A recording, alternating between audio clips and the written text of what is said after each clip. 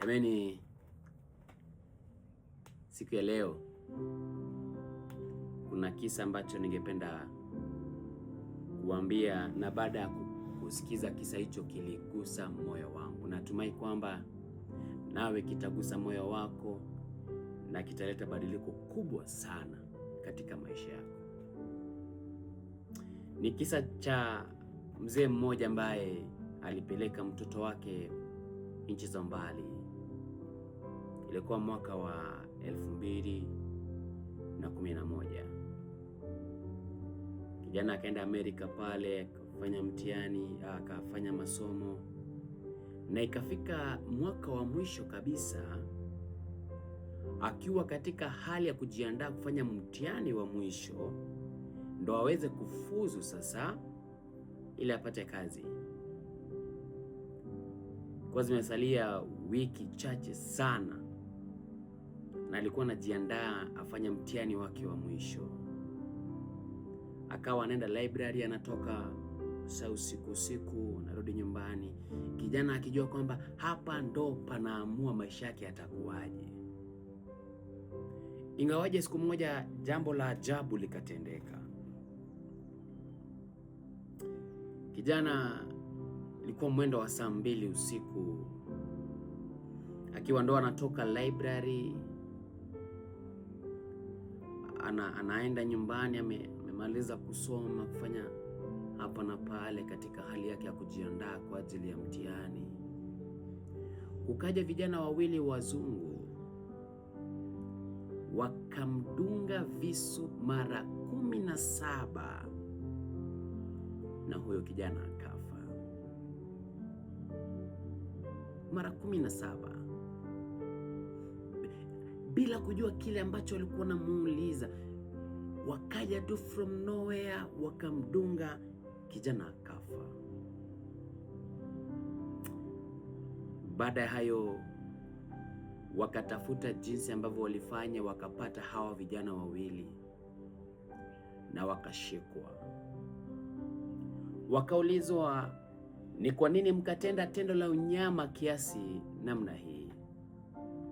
Wakasema jambo moja, eti walitaka waone jinsi ambavyo mtu mweusi anakufa. Katika yote waliotenda, walitamani tu kuona jinsi ambavyo mtu anakufa, mtu mweusi, full stop. Vijana wale wakapelekwa gerezani. Habari zikamfikia baba yake. Huyu ndo alikuwa kijana wa pekee ambaye alikuwa naye. Ni kijana ambaye aling'ang'ana sana kumsomesha. Wakati mwingine aliomba msaada kwa watu ili apate kupata elimu ambayo alipokea, na anapata habari ya kwamba mtoto wake hayupo tena. Jambo hilo likamhuzunisha moyo wake, ila mzee hakuwa na njia nyingine. Akapanga safari kwenda kuchukua mwili wa mtoto wake ili arudi auzike. Alipofika sehemu ile, wakapanga kila kitu, mwili ulikuwa tayari. Kaangalia mtoto wake, akahakikisha kwamba ndiye, na ndo anataka kurudi sasa. Akawauliza jambo moja, je, mtanipa nafasi tu nione hao vijana ambao walimuua mtoto wangu? Wakamwambia hapana, kwa sababu ya hasira unaweza fanya mambo fulani 1, 2, 3. Ila akasema hapana, natamani kuwaona tu. Wakamkubalia, ila akaenda na ulinzi. Akafikishwa penye sehemu ile ya gereza.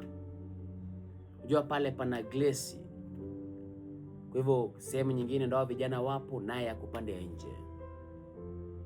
Alipowaona hao vijana wawili, alitokwa machozi yakawa yanamtoka kwa wingi.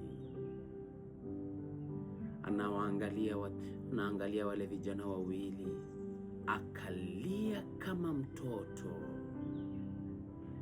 anawatazama na tokwa machozi.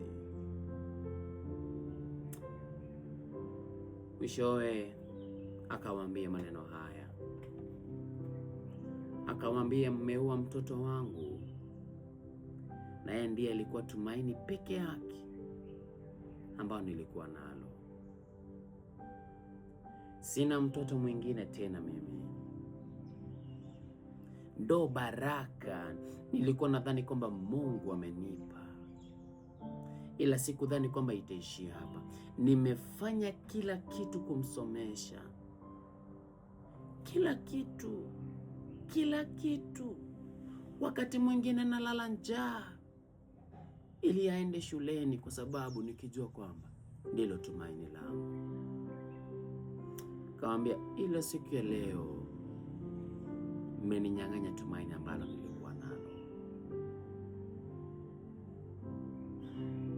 Na kabla ya kuondoka, nimekuja kuambia jambo moja, ya kwamba nimewasamehe, kwa sababu mimi ni Mkristo. Nimewasamehe. Nendeni mkijua kwamba mtu ambaye mulikosea mukatendea tendo la ajabu kabisa, eti amewasamehe. Ni Ukristo wa namna gani ambao ulikuwa ndani ya mzee? Nami natamani nikuulize swali siku hii ya leo. Ni kitu gani hiki ambacho umekiweka ndani ya moyo wako? Ni kitu kipi hiki ambacho mtu alikukosea na kimeishi ndani yako, umeshindwa kuachia? Na kutia moyo siku hii ya leo, iachie rafiki yangu, iachie. Unajiumiza bure. Utabaki ukiwaza, ukitafakari kuhusu jambo hilo kwa muda mrefu, na itakuwa linakukula pole pole. Amani yako inatoweka.